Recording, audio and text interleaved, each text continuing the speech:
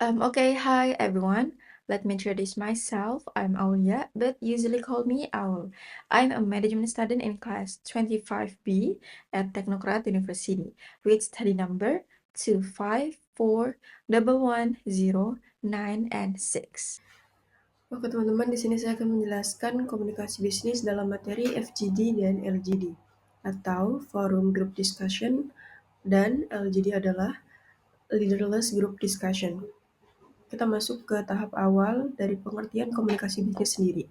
Komunikasi bisnis adalah pertukaran informasi, ide, dan pesan dalam konteks organisasi untuk mencapai tujuan bersama. Jadi yang pertama, apa sih FGD itu? FGD adalah Focus Group Discussion, adalah metode penelitian kualitatif sekaligus teknik komunikasi bisnis yang powerful. Di sini ada 3 poin. Yang pertama, dialog terstruktur yang dipimpin oleh moderator profesional. Yang kedua, melibatkan 6-12 peserta dengan karakteristik serupa. Yang ketiga, menghasilkan insight dalam mendalam melalui interaksi kelompok. Karakteristik FGD. Yang pertama, moderator memimpin diskusi, seorang fasilitator profesional mengarahkan jalannya percakapan. Diskusi terstruktur dan terfokus, topik pembahasan sudah ditentukan dengan jelas sejak awal. Interaksi antara peserta intensif, peserta saling bertukar pendapat dan merespon satu sama lain. Durasi dan jumlah peserta terbatas, umumnya 1-2 jam dengan 6-12 peserta untuk efektivitas optimal. Tujuan dan peran moderator dalam FGD. Tujuan FGD-nya adalah mengumpulkan data kualitatif yang mendalam dari perspektif peserta, eksplorasi ide, opini, dan persepsi secara terbuka. Peran moderator dalam FGD adalah memfasilitasi jalannya diskusi dan menjaga fokus pada topik utama, mendorong partisipasi aktif dari semua peserta secara merata, dan mengelola dinamika kelompok agar tetap kondusif dan produktif. Kunci keberhasilannya adalah moderator yang baik mampu menciptakan suasana nyaman, mengajukan pertanyaan yang tepat, dan memastikan setiap suara didengar tanpa bias. Tahapan pelaksanaan FGD adalah persiapan, menyiapkan materi diskusi, pembukaan, moderator memperkenalkan topik dan menjelaskan aturan dan menciptakan suasana yang nyaman. Diskusi inti, moderator mengajukan pertanyaan terarah, lalu penutupan, dan merangkum poin-poin penting dari materi yang telah dibahas. Kelebihan dan kekurangan FGD. Kelebihannya adalah mendapatkan data mendalam dan kaya, diskusi dinamis dan interaktif, efisien dari segi waktu dan biaya, dan fleksibel dalam eksplorasi topik. Versus kekurangannya adalah resiko bias dari moderator, dominasi oleh peserta tertentu, hasil sulit digeneralisasi, dan membutuhkan moderator terampil. Teknik bertanya dan etika dalam FGD. Teknik bertanyanya adalah pertanyaan terbuka (open-minded) untuk mendorong jawaban mendalam. Probing untuk menggali lebih jauh, klarifikasi untuk memastikan pemahaman yang tepat. Etika dalam FGD-nya adalah menjaga kerahasiaan, menghormati setiap pendapat, dan bersikap objektif dan netral sepanjang diskusi. Prinsip utamanya adalah kombinasi teknik bertanya yang tepat dan etika yang kuat menciptakan lingkungan diskusi yang aman, produktif, dan menghasilkan data berkualitas tinggi.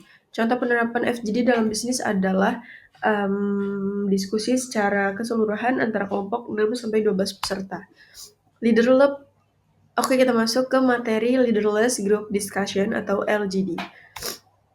Jadi apa sih LGD itu? LGD adalah metode asesmen tanpa pemimpin formal yang digunakan dalam seleksi dari evaluasi.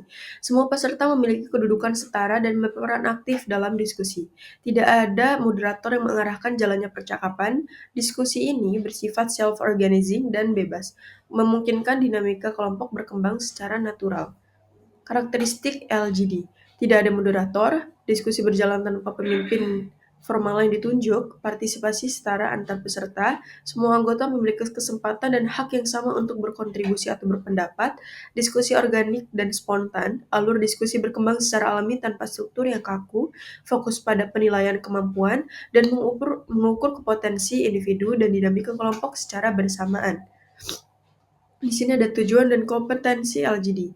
Tujuan utama LGD adalah untuk menilai kemampuan leadership dan teamwork peserta secara natural. Kompetensi yang dinilainya adalah kepemimpinan, kemampuan memimpin tanpa ditunjuk secara formal atau ditunjuk secara otomatis. Kerjasama timnya adalah asesor menilai bagaimana peserta berkolaborasi, membangun konsensus, dan berkontribusi positif dalam dinamika kelompok untuk mencapai tujuan bersama.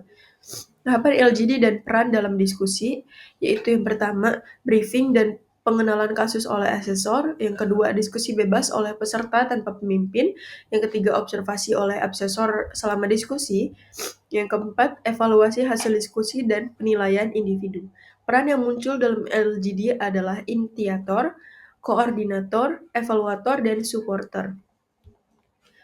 Di sini ada strategi sukses dan kelebihan atau kekurangan LGD. Strategi suksesnya adalah aktif berkontribusi dengan ide yang relevan, mendengarkan dan merespon dengan baik, membangun konsensus kelompok, dan tunjukkan leadership tanpa mendominasi. Pro atau kontranya adalah kelebihannya itu mengukur kemampuan natural peserta, situasi realistis dan dinamis, dan efektif untuk seleksi. Kekurangannya sendiri adalah penilaian bisa subjektif, tekanan kompetitif tinggi, dan waktu diskusi terbatas. Jadi di sini ada perbandingan FGD dan LGD. Untuk moderator, FGD ada moderator yang memimpin dan mengarahkan jalannya diskusi secara terstruktur. Untuk LGD sendiri tidak ada moderator, semua peserta setara dengan pemimpin yang formal. Tujuan utamanya untuk FGD sendiri adalah riset kualitatif, eksplorasi ide, dan mengumpulkan data mendalam untuk kepentingan penilaian atau penelitian atau bisnis. Untuk LGD sendiri adalah asesmen dan seleksi kandidat, menilai kemampuan leadership serta teamwork peserta. Oke, lanjut ke tips komunikasi efektif dalam diskusi kelompok. Yang pertama ada mendengarkan aktif, berbicara yang jelas dan terstruktur, dan menghargai dan berkontribusi dalam diskusi tersebut. Studi kasus dan contoh yang praktis. Contoh akademiknya adalah diskusi kelompok dalam tugas presentasi kuliah melatih kemampuan FGD. Mahasiswa belajar menyampaikan ide, merespon pendapat, dan membangun argumen bersama. Persiapan karirnya adalah simulasi LGD dalam proses rekrutmen perusahaan, memahami FGD dan LGD, memberi keunggulan kompetitif untuk sukses di dunia kerja yang profesional. Kesimpulannya adalah pentingnya memahami metode diskusi kelompok dalam komunikasi bisnis untuk pengambilan keputusan yang efektif. FGD dan LGD memiliki keunikan dan kegunaannya masing-masing. FGD untuk riset kualitatif, sedangkan LGD untuk asesmen kompetensi.